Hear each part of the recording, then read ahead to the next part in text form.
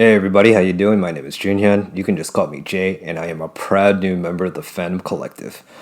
I wanted to cover this topic, and I thought this channel would be the perfect place to do it. Why did Disney kill Luke Skywalker? And I don't mean that in a physical sense. I mean the character assassination that was The Last Jedi. Well, put it frankly, Luke Skywalker is a hero, but not the hero that Disney wanted. He doesn't fit their narrative. So first, we're going to go over what is a hero and what is the hero's journey. To get into that, we need to talk about Joseph Campbell, professor of theology and the man who wrote The Hero with a Thousand Faces. It's a comparative collection of myths throughout history and the world. He was actually a hero and a personal friend to George Lucas himself, who inspired him to create Star Wars. So what is a hero? It's someone who's done or achieved something beyond the range of normal human experience. A hero, in proper terms, is someone who's given his life for something bigger than himself, with a moral objective in saving someone, or something, an idea. And what is a hero's journey? Well, quite simply, it's a cycle of death and rebirth, according to Campbell. It's a transformation of oneself to become something more. Sometimes it seems to me that we ought to feel pity for the hero instead of admiration. So many of them have sacrificed their own needs.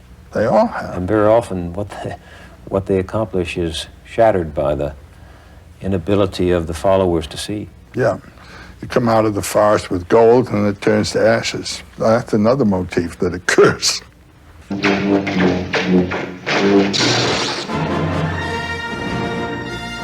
Does a movie like Star Wars fill some of that need for the spiritual adventure, for the hero? Oh, it's perfect. It does the cycle perfectly. It's not simple morality play. It has to do with the powers of life and their inflection through the action of man. One of the wonderful things I think about this adventure into space is that the narrator, the artist, the one thinking up the story, is in a field that is not covered by our own knowledges, you know. There was much of the adventure in the old stories is where they go into regions that no one's been in before. Well, we've now conquered the planet, so there are no empty spaces for the imagination to go forth and fight its own war, you know, with powers. And that was the first thing I felt there. There's a whole new realm for the imagination to open out and live its forms. Do you, when you look at something like Star Wars, recognize some of the themes of the hero throughout mythology? Well, I think that George Lucas was using standard mythological figures. The old man as the advisor. Well, specifically, what he made me think of is the Japanese sword master. Remember, a Jedi can feel the Force flowing through him. I've known some of those people, and this man has a bit their character. Well, there's something mythological, too, isn't there, in the sense that the hero is helped by this stranger who shows up and gives him some instrument, a sword or a sheaf of light, shaft of light. He gives him not only a physical instrument, but a psychological commitment and a psychological center. This time, let go your conscious self and act on instinct. Well, he had him exercising with that strange weapon and then pulled the mask over. That's real Japanese stuff. Did Disney sabotage itself? Did Disney forget how to make blockbusters? On Disney, I want to compare it to the original Star Wars trilogy. Lucas specifically made the Empire into this industrial machine where everything is uniform, stamped, and standardized. Compare that to the Rebel Alliance, where they had more of an organic feel. It was more of a collection of individuals coming together against a common goal. Now, doesn't that sound like the SJW agenda? Think like me, or you're wrong. You don't like this movie? You're a misogynist. As opposed to the Phantom Menace, we're just like, oh, you don't like it? Okay, man, that's fine. You like it? Oh, that's great. So why did Disney do this? Was it about the money? I don't think so. They practically have a monopoly on the entertainment industry right now. They have more money than they can spend in 100 lifetimes. No, this is about power. The power to control you. The power to control your thoughts. The power to control your action. So now I want to show you a clip from this show called Bill Whittled. It's a political show, and it's a very good show. I'm going to leave a link in the description, but I highly recommend you watching the whole thing. Star Wars died in 2017 with The Last Jedi, and it died for a specific reason, and how it died is really important. So first, the why. Star Wars is the religion of post-Christian America. In a society where going to church is frowned upon and makes you stupid and you're kind of racist and a bigot and all the rest of it, Star Wars has filled the religious gap in an entire generation's life. It's filled it, and it's not surprising because when you talk about Star Wars fans, you're not talking about people who talk about the movie. I mean, they go to the movies and they see the movies, but the movies are just the launching pad. There's thousands of pieces of fan fiction and all the action figures and all, and it's just an obsession. And it's an obsession because it's a religion, and it's a religion because it has all of the elements of a religion. So when you say this, Bill, you're not talking about the religion being the actual religion in the movie. No. I'm talking about Star Wars as an effect. Thank you for clarifying. Star Wars as a phenomenon, as a cultural phenomenon, was a religious experience, was a religious phenomenon in this country, and I can certainly make this case.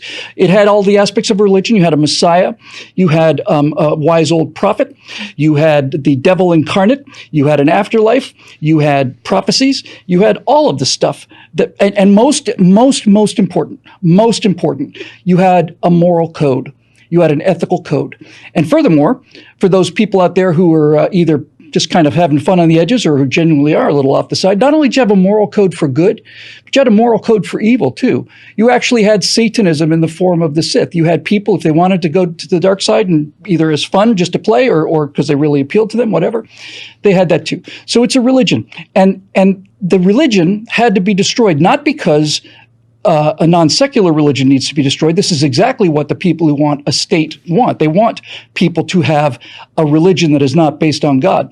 But this one was not going to do. This one was not serviceable for what the progressive left wanted. And the reason for that is very simple, and that is that the first three movies, the original trilogy, which is called Star Wars, I refuse to call it A New Hope, Star Wars, The Return, The Empire Strikes Back, and Return of the Jedi. Those three movies together, if you take them as one movie, because it is, you get a practically perfect, almost perfect telling of the journey of the hero story, which is so deep in our subconscious, it's Western subconscious. It is so much a part of everything that we do. It's Lord of the Rings and Superman and Arthur, all of it. It's all the exact same story told again and again and again. And this story is predicated on the journey of a hero. And a hero is an individual. And you cannot have individuals in a society that is determined to make everybody into cogs in a state. You can't have a religion that talks about a person fighting against a nameless state, a nobody coming out of nowhere, working hard and suffering setbacks and being knocked down and getting up again and knocked down again.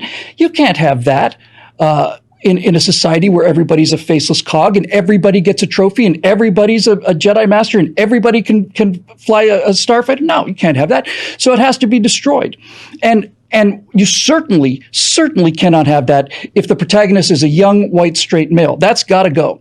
So the entire ethic of Star Wars, rebellion against a state, good versus evil, no question about good versus evil. When we see evil, it's a 7-foot-tall Nazi, for God's sake, with a skull for a face. How much more on the nose do you need to be? But people liked it because it was a clear moral code, and most importantly, it was fun. You know, George Lucas set that story a long time ago in a galaxy far, far away, specifically so that we wouldn't be talking about social justice issues and how this affects the Palestinians. No. So it had to be destroyed. And people think that it was destroyed. Many people, I've been watching this very closely on YouTube. All of the Star Wars fans think that it was destroyed for money. that it was destroyed because Disney was greedy and just wanted to wring every last dollar out of the fans. I suspect that was a part of it, but that's not the major motivation for it. It had to be destroyed because it was in the way of people like Kathleen Kennedy and all the rest of people like her, who were convinced that the Force is female, and that all of this feminist trope about how women are strong as men, stronger really, and better than men, and so on. All of this stuff had to be inserted into the religious core of American society in the 21st century. So, now I challenge each of you watching this video to resist the evil empire. Because Campbell said, we fundamentally go through our own journey, our own trials and tribulation. We all transform into something greater than ourselves. You see, this thing up here, this consciousness thinks it's running the shop. It's a secondary organ. It's a secondary organ of a total human being, and it must not put itself in control. It must submit and serve the humanity of the body. Join me, and I will complete your training. When it does put itself in control, you get this father, the man who's gone over to the intellectual side. I'll never join you! If you only knew the power of the dark side. He isn't thinking or living in terms of humanity, he's living in terms of a system. And this is the threat to our lives. We all face it. We all operate in our society in relation to a system. Now, is the system going to eat you up and relieve you of your humanity? Or are you going to be able to use the system to human purposes? Joseph Campbell, definitely one of my heroes and heavy influence in my life. If you want to check out the entire interview, go to my library channel. I'll leave a link in the description below. And as far as I go, I am brand new to the social media scene. I've never been on it before. And I was an aspiring director at one point. I went into the Hollywood industry, New York-based Hollywood, and I couldn't stand the people around me. I didn't want to be like them. I basically had to be a phony and sell out my soul if I wanted to make it in that business, so I left. And I currently have a degree in physical education, and I am a swimming instructor. I'm also a teacher's assistant at Queens College for scuba diving, wilderness survival skills, skiing, and snowboarding. I started a second channel, Overeasy Adventure Living, where I teach lessons on how to do stuff like that. So definitely go check that out as well. And I really have trouble trying to explain what my channel is. I don't even know what to tell my friends sometimes. It's sort of a fusion of the comic source and the motion picture source, and I try to cohesively turn it into a story. Think of it like a short story flip book. It's better seen and not told. So here's a sample clip to give you more of an example of what it's like.